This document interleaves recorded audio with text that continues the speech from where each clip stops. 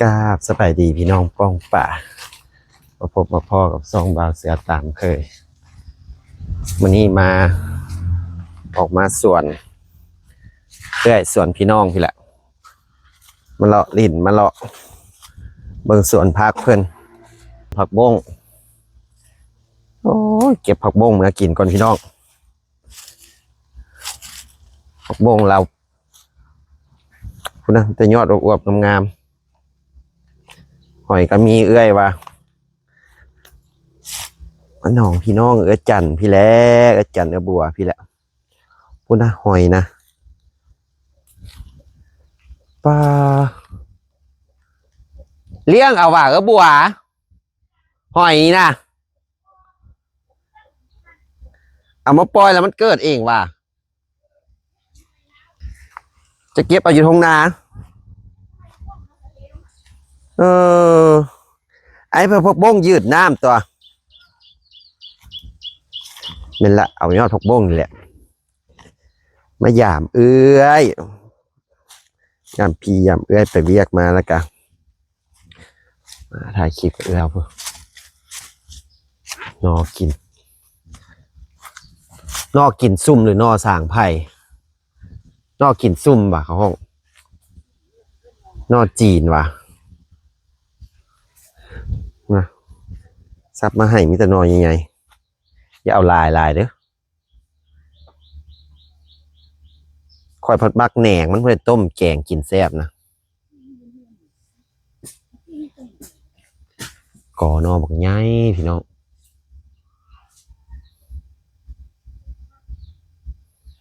พอแล้ว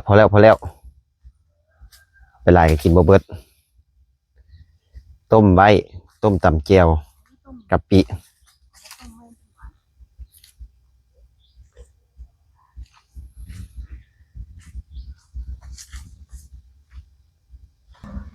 สอนก่อนเอาไม้เพิ่นพี่น้องทางสีทานใต้พี่แหละมายามเพิ่นคิดฮอดคิดถึงกันโดนมาหามายามนี่เดี๋ยวเอาไม้แซ่บๆไปกินละพี่น้องไปหาเก็บผักบงเก็บยอดผักบงกันผักบงงามๆเมื่อกิน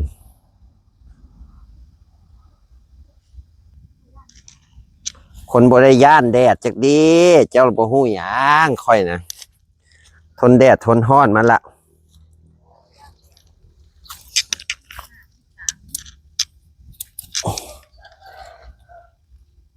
แต่ยอดอวบๆพี่น้องอวบๆงามๆไปพัดกระแซบตัวนี้นะ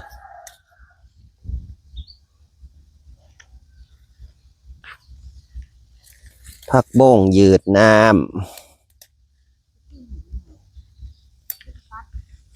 แห้งตัดแห้งโป่งตัววะ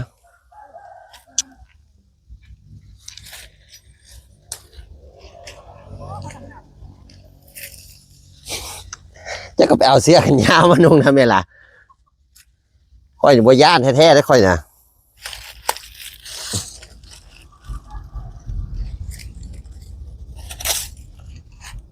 ป้ายอดอวบทั้งนั้นพี่น้อง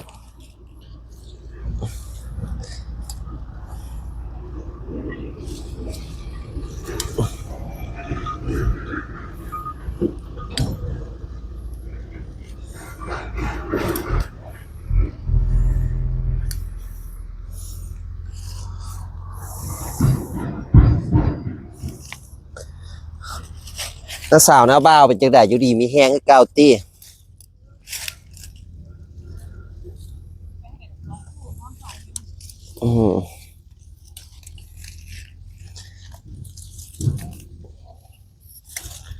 มื้อหน้าส่วนจูหอยจุนั้นมาลิ่นน้ำไม้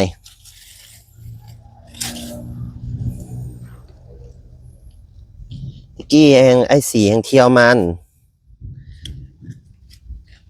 ดูดแล้วเขาอยู่แถวนี้ตัววะ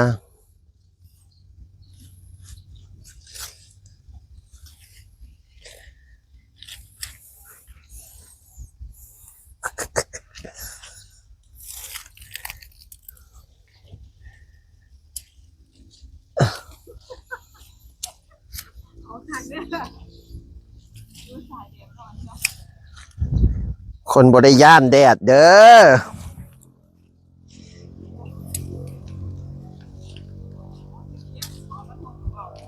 สะอ่อนพักบงพี่น้องเอ้ย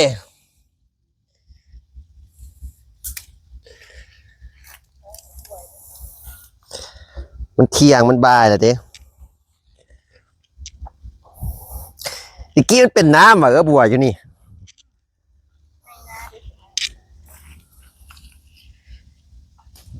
ยี่งอกอวบๆขาวๆบัวอ่าวบัวย่านเพราะจะไปสู้ทนไหวครับยุคเกาหลีบ่นี่เพราะสู้ไปยุคเกาหลีได้บ่นี่ทนแดดทนฝนนะนี่ บ่คือเห็นบ่ทรงคือดอกนั่นบ่มึงแต่ย่างเหยียบขี้ตุ่มก็ยังบ่แปรละ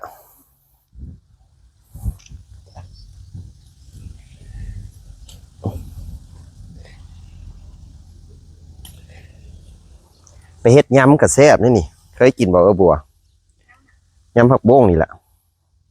เคยกินบ่แมนเอาซอยบางๆแล้วแช่น้ำเย็นไว้มายำ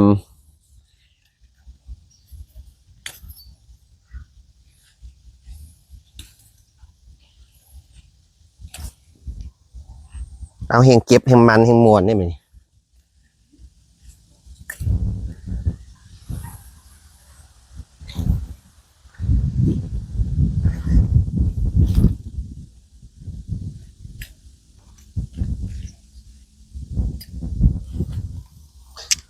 เต็มกำมือแล้วพี่น้องเอ้ยแป๊บเดียวนะ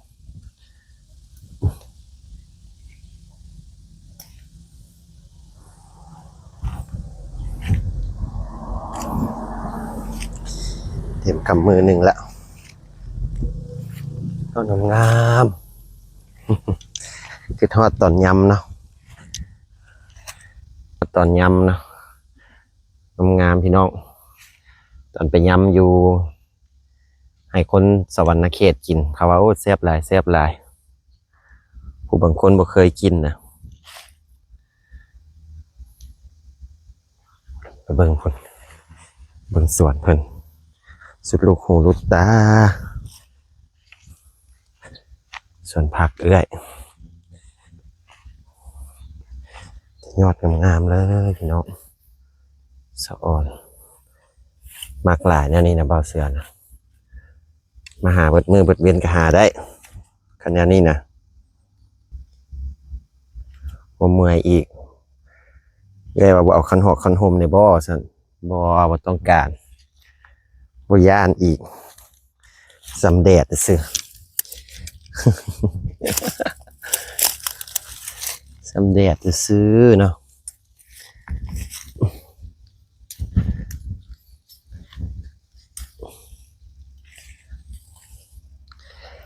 ก็เก็บเมื่อกินอยู่ว่าล่ะนี่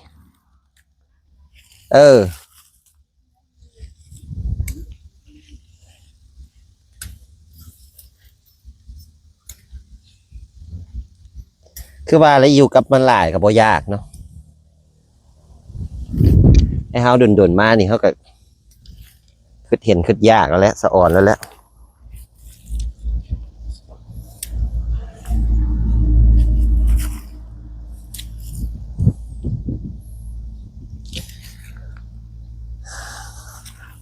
บัวนั่นแถวนี้เขาขายเมี่ยงบักเดือแถวใดวะตำเมี่ยงบักเดือนะเมี่ยงปลาแดกที่ว่าเขากินกับบักเดือนะเคยกินว่ะบ่บ้าจะบ่เคยกินบ่ว่า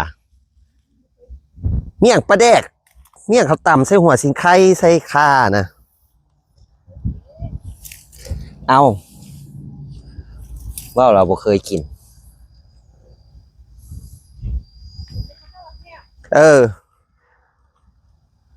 เขาว่าแถวนี้มันมีแถวเดียวขายเขาว่า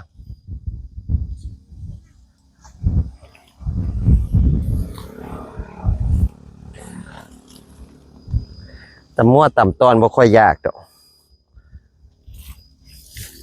อยากกินแนวแปลกๆ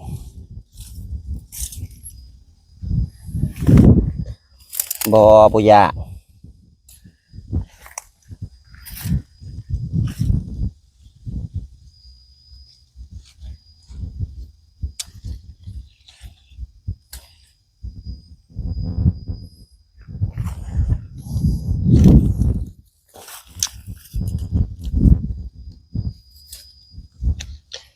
เก็บพักเขามาเก็บยามมื้อเช้าตัวเองมาเก็บยามมื้อสวย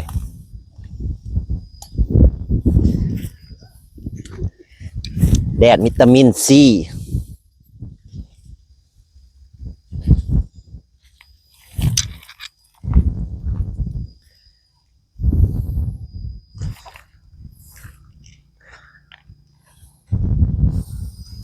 สะอ่อนมันงามพี่น้องเอ้ยเนาะอวบๆงามๆเลย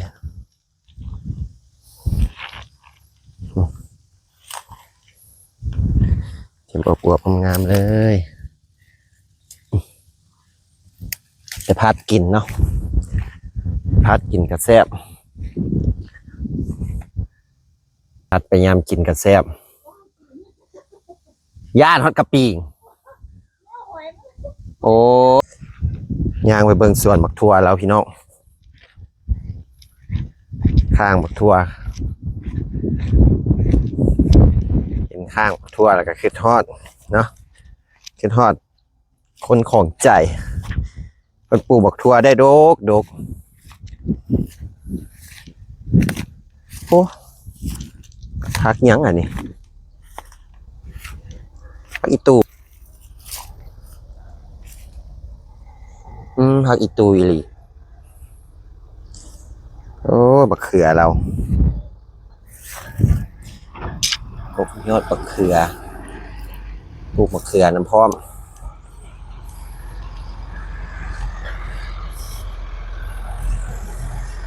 ปุ่นข้างบักทั่วเรา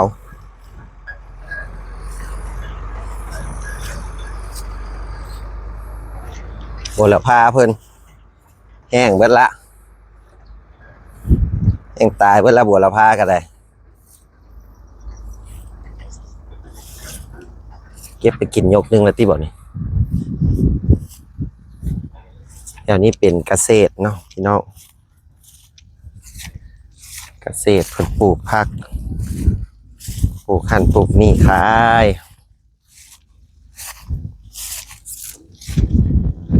โอ้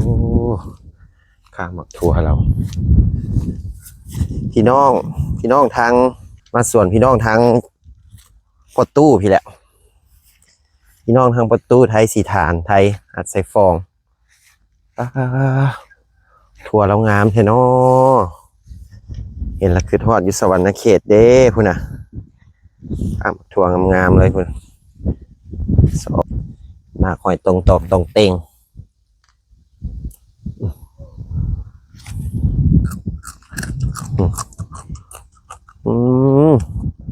เป็นดกแท้วะ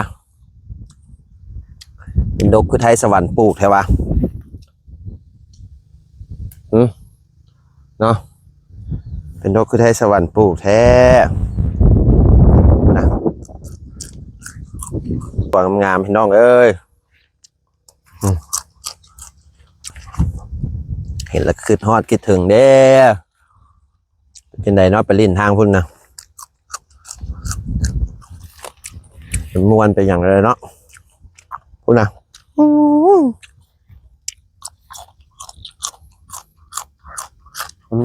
กรอบทั้งบานแต่ประวานสู่อยู่สวรรค์เขตดอก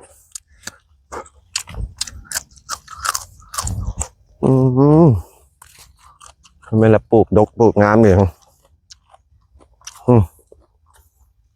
สะอ่อน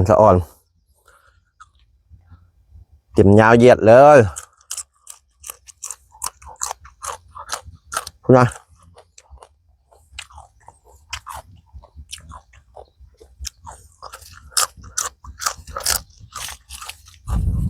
ก่อนหมักทั่วเพิ่นพี่น้องดกแท้ดกว่า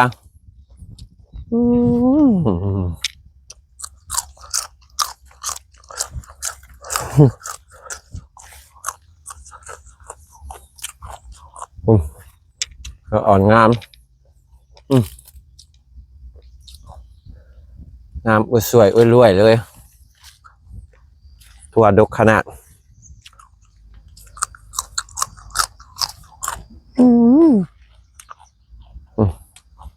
ส่วนกล้วยกับมี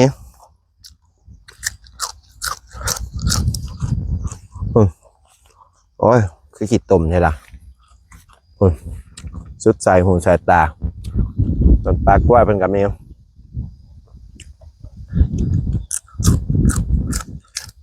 ปลูกคนเดียวได้เอ้ยคอยเขาเก่งขนาดมันมีผัวปลูกคนเดียวเฮ็ดคนเดียวอีกดินจักไรก็เนี่ย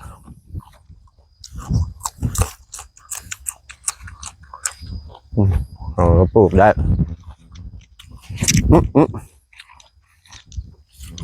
เพิ่นไปเก็บมาหอยให้เก็บมาหอยอยู่น้องให้ว่าหลานทรายโดนมาเถอะฮะน้องทรายโดนมาหาพอดีไปเฮ็ดธุระมาก็เลยมาแวะลิ้นน้ำเพิ่นขี่รถจักรเจิดมาแวะลิ้นน้ำเพิ่นพี่เลยขี่มอเตอร์ไซค์มาทำธุระเรียกมาหน่อยหนึ่งแล้วกันว่าโทรหาบัวก่อนเงินบอสั้นได้ออกเงินละอยู่ว่าสั้นโอ้ยพอดีที่มาหาขอพักขอน้ำไม้เมื่อแกงกินเลยเจิดมาหาเพิ่นเลยมาแป๊บเดี๋ยวเจอกับเมื่อแต่พี่น้อง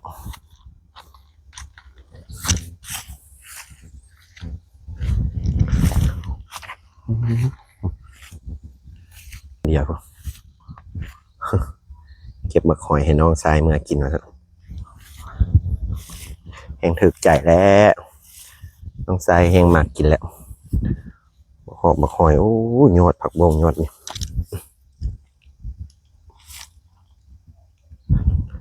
ยอดผักบงยอดนี้สะอ่อนเลยโอ้ยมันงามโอ้ยมีดกับวัดมา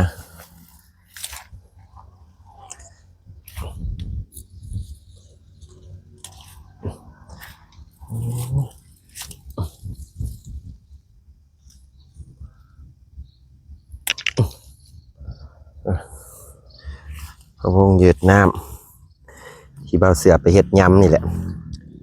แซ่บผักบงอันนี้นะแรงยำกินบ่เนาะยำผักบงกินบ่เนาะบ่ยำกับพัดเท่านั้นเลยเนาะพี่น้องยำกับพัดกินนั่นแหละบ่เอาเด้ความเป็นเก่งแดดกับบ่ย่านอีกยางมาลุนลั่นเลยคนบ่ย่านฝนบ่ย่านแดดนะซ้ำนี้บ่สะแม่นบ่เสือวันเคยย่านยังผ่านมาละแดดกับบ่ย่านฝนกับบ่ย่านย่านแต่ย่างเดียวย่านคน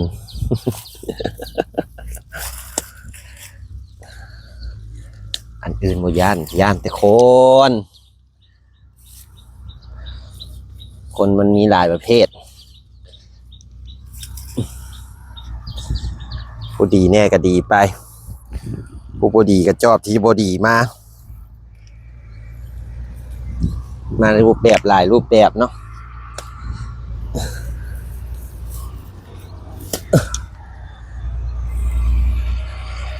มาทำอิฐมาคือ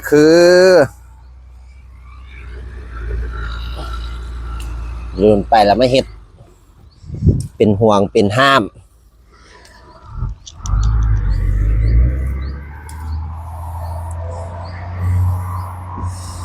มาทำอิฐว่าหักแพงคือแนวนั้นแนวนี้โดนไปเบาเสือมาเบิ่งว่าย่านซ้ำไปว่าให้เบาเสือแนวบ่ดีหลายสิ่งหลายเบาเสือหูเบาเสือย่านเลยขอถอยออกก่อนคนแบบนี้นะ ไปเว้าเองเว้าเองเบิดไปเว้าเสียสิไปหั่นเว้าเสียสิไปนี่ไปเว้าเองเบิดย่านคนแถวนี้นะเดี๋ยวบ่มีมูลความจริงไปบอกในนั้นแนวนี้คือเราเคยใส่ห่วมชีวิตกับบ่าวเสียได้มันไปบอกคนนั้นคนนี้นะไปตัวอีกไปตัวว่า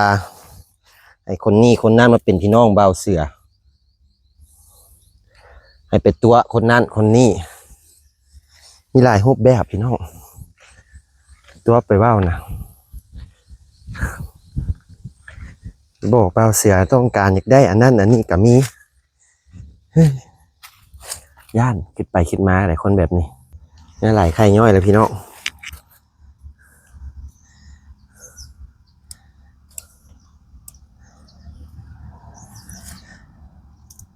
ไปบอกคนนั้นคนนี้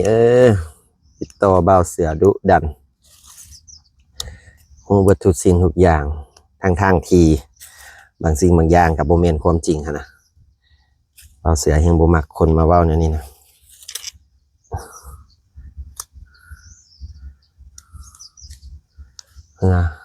งานละ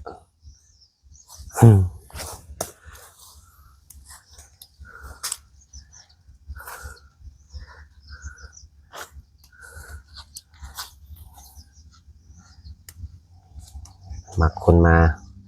คิดเองเองแทนจะยอดงามอวบไปบอกว่าเอาเสือได้นั่นได้นี่นำก็ว่าไปแล้วมันนะตาทุนไปเว้าเสือหูเบิดเอาไปว่ามาแล้วก็ผีคายหน้าเจ้าของเองเสร็จไปเว้ากับคนนั้นคนนี้นะโอ้ความจริงแล้วก็อาย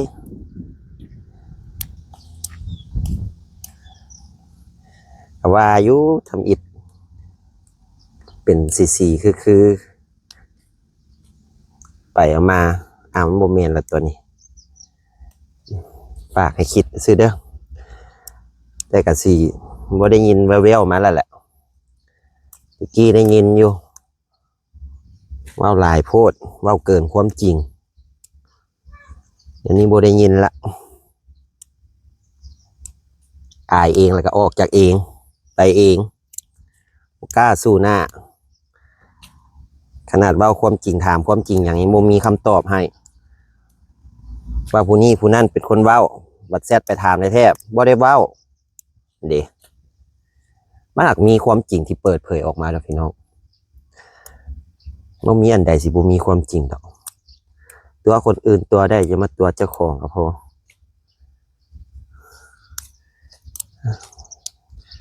ฝากไว้ให้คิดแต่ว่าช่วงนี้ก็เห็นว่าเงียบๆไปละบ่เห็นเว้าเห็นว่าละคันเว้าว่าอีกซอดหูเว้าเสืออีกเก็บอย่างอีกแล้ว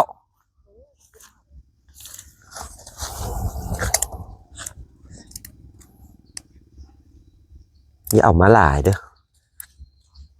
บ่อยากหอบมือหลายเด้อแล้วไล่คนไปแล้วน้องมาโดดมาเท่านึงเก็บหมักทั่วมาให้มานี่คนปลูกไว้ขายเนาะก็บ่อยากเอาของเพิ่นหลายหาบ่ได้มาปลูกเขามาเก็บกินอย่างเดียวบ่ได้แล้วเนาะเอาซ่อมผักบุ้งต่อก่อนพี่น้องเบิ่งพี่น้องพุ่นนะหอยก็ได้หน่อไม้ก็ได้ผักบุ้งหมักทั่วอีกหอบมาให้เต็มไม้เต็มคลองต้มกินมื้อแรงนี่แหละเบิ่งเพิ่นผลให้พี่น้องอะไรใครย่อยคลิปนี้เบาเสือกับสีฟ้าไว้ซ้ำนี่แหละเด้อก่อนอื่นเบิดเบาเสือกับขอบใจเด้อแม่ป้าลุงนะทุกคนเนาะที่เข้าเบิ่งคลิปเบาเสือจนจบโดยบ่ข้ามโฆษณาเนาะอย่าลืมเบิ่งคลิปเบาเสืออย่าลืมกดไลค์กดแชร์เบาเสือน้ำพร้อมเด้อคลิปนี้กับฝากไว้ซ้ำนี่แหละไปก่อน สบายดี